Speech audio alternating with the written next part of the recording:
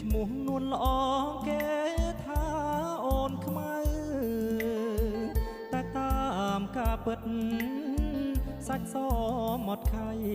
តែម្ដាយស្រីថ្លៃហៅខ្មៅពីតូច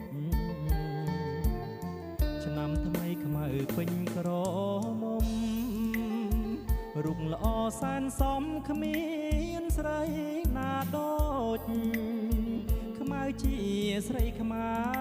រគ្រប់លក្ខសមស្លូតប្រាជ្ញាក៏ឆ្លាតស្ដាប់ពាក្យម៉ែ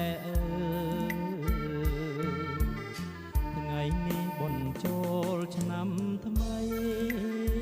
បងឃើញខ្មៅស្រីអូ